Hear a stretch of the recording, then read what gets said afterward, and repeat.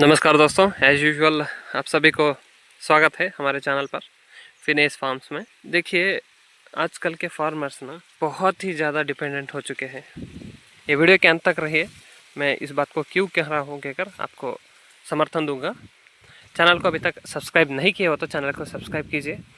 हमारा एक मिशन है कि फार्मर्स को इंडिपेंडेंट बनाएं, और वो कैसे, इसके बारे में आप क्वेश्चन कर सकते हो। ये एग्रीकल्चर ना बहुत ही पुराना कल्चर है ह्यूमन सिविलाइजेशन का, क्योंकि यही एक कल्चर है जिससे हम इतने सालों तक जिंदा रहे हैं। जंगल में जो भी कुछ मिलता था या हंट करते या कुछ भी मिलता था उसे सेवन करके जीवन बिताते थे। ऐसे ही दिन चलते गए, साल गुजरते गए।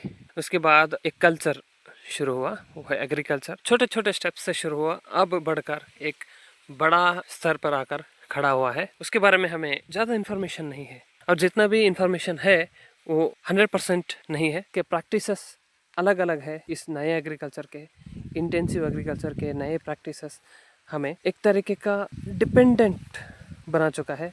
वो चाहे फर्टिलाइज़र पर हो, सीड्स पर हो, मशीनरी के ऊपर हो, या और कोई डेवलपमेंट्स के ऊपर हो।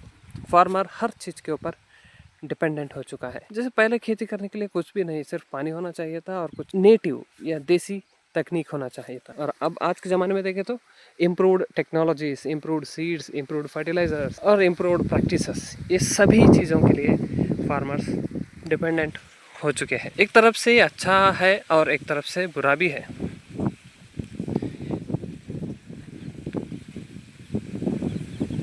अच्छा इस तरीके से है कि पहले इतना प्रोडक्शन नहीं होता था, अब बहुत ही ज़्यादा प्रोडक्शन होने लगा है। सिर्फ प्रोडक्शन के ऊपर ध्यान मत दीजिए, लाइफस्टाइल के ऊपर भी ध्यान दीजिए। जैसा जैसा प्रोडक्शन ज़्यादा हुआ, फार्मर्स का लाइफ तो वैसा ही रहा, वैसा कि वैसा ही रहा।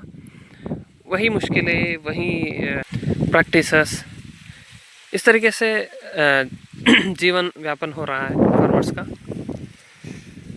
बहुत सारे ऑर्गेनाइजेशंस हैं, वो सभी ऑर्गेनाइजेशंस जो है फार्मर्स को एक तरीके का इंडिपेंडेंट होने नहीं देंगे, क्योंकि फार्मर्स से ही पूरा इकोनॉमी और पूरा देश और पूरा मनुकुल चलता है। वैसे फार्मर को हम कर चुके हैं साल के 12,000 रुपये आने के लिए व्याकुल कर चुके हैं, और उसके ऊपर डिपेंडेंट होने जैसे कर चुके हैं।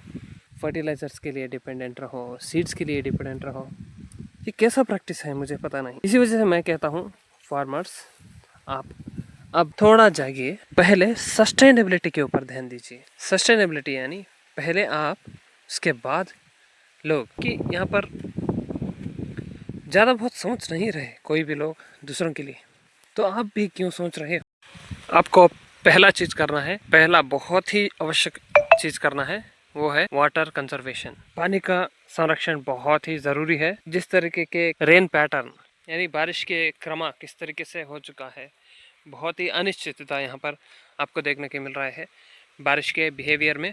इसी वजह से जितना भी पानी आपको मिलता है, उस पानी को कंजर्वेशन यानी संरक्षण करने के बारे में बहुत ही ज़्यादा ध्यान देना चाहिए आपको। जैसा पानी दौड़ता है ना, उसे चलने देना चाहिए, चलने में मजबूर करना चाहिए। चलते हुए पानी को आपको संरक्षण करना बहुत ज़रूरी है। संरक्षण करके आप बहुत ही ज़्यादा आपातकालीन समय को आपके फेवर में कर सकते हो। ये एक नीड ऑफ द आवर, यानी ये आवश्यक ज़रूरी चीज़ आपको करना ही चाहिए। पानी के बिना आप कुछ नहीं कर सकते, पानी ज़रूरी है। इस वजह से आपको अपने खेती में इम्प्रूवमेंट्स करना है, तो आपको पहली चीज़ होना चाहिए वो है पानी, और उसका कंजर्वेशन बहुत ही ज़रूरी है। उसके बाद ही जो भी मैं कहूँगा वो आपको करने में आसानी होगी। पहला पानी का कंजर्वेशन हो गया, उसके बाद दूसरा, जो भी क्रॉप आप डालते हो ना, उसके साथ आपके डेली नीड्स जो एग्रीकल्चर से पूरे होते हैं, वो चीज़ों को भी आपको खेत में डालना ही चाहिए। जैसे वेजिटेबल्स, पहले आप पानी का कंजर्वेशन के बारे में आप सिर भगाइए। सब कुछ मैं नहीं कह सकता, क्योंकि सबका सिचुएशन अलग अलग होता है। आपके सिचुएशन के हिसाब से आप किस तरीके से वाटर कंजर्वेशन कर सकते हो, उसके बारे में सोचिए। उसके बाद आपको डेली एग्रीकल्चरल नीड्स जो आपके फार्म से आप पा सकते हो, उसके ऊपर ध्यान दीजिए।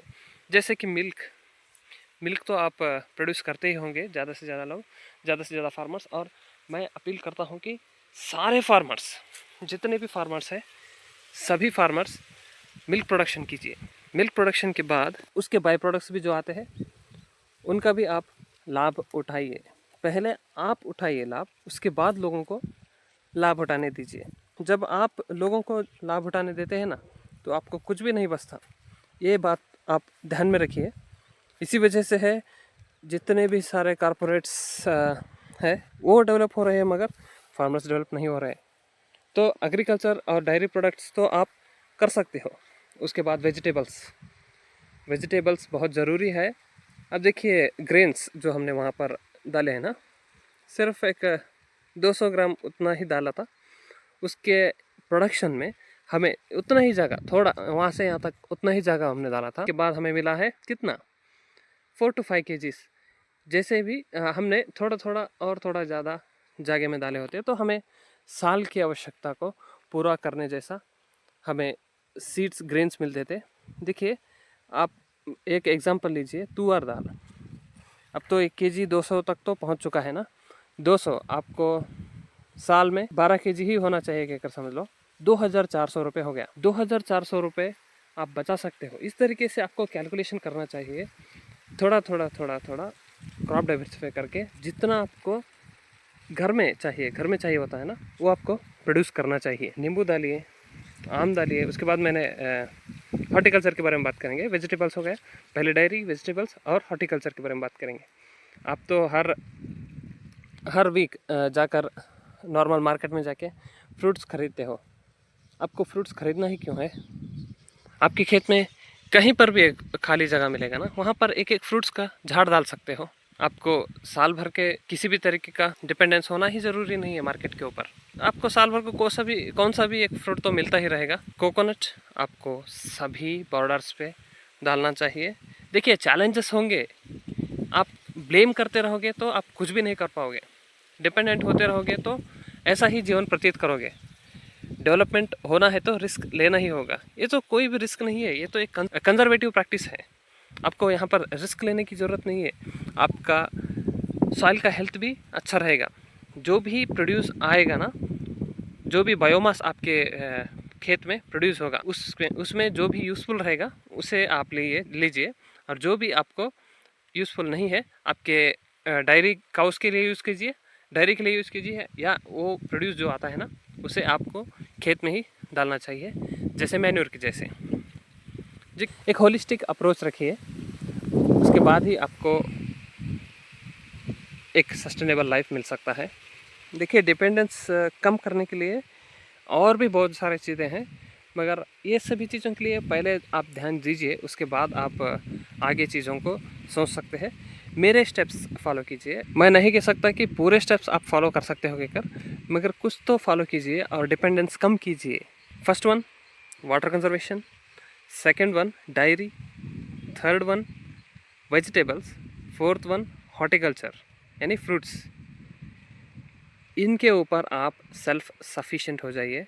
उसके बाद आपको किसी भी तरीके का डिपेंडेंसी होने का ज़रूरत नहीं है। इतना ही फॉलो कीजिए, आप आगे बढ़कर आपका लाइफ थोड़ा तो टर्न होगा। इतने सालों से तो आप वही ज़िंदगी जी रहे हो ना, तो अब कुछ बदलने का समय आ चुका है। और समय भी बदल चुका है, ऐसा नहीं है कि समय वैसा ही है कहकर। समय बहुत बदल चुका है। लोग तो अब सेल्फिश हो चुके हैं, लोग अपने बारे में ही सोच रहे हैं। तो फार्मर्स भी अपने बारे में पहले सोचना है, उसके बाद लोगों के बारे में सोच रहे हैं।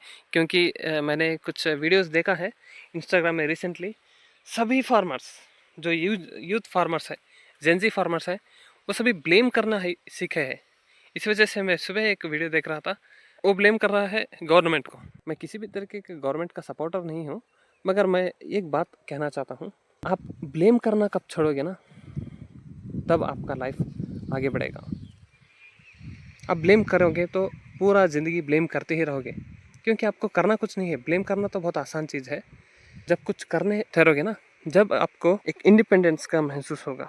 मेरा अपील जेंजी फार्मर्स से है कि आप ज़्यादा से ज़्यादा अपने बारे में सोचकर सस्टेनेबल वे में एग्रीकल्चर करो और डिपेंडेंस कम करो।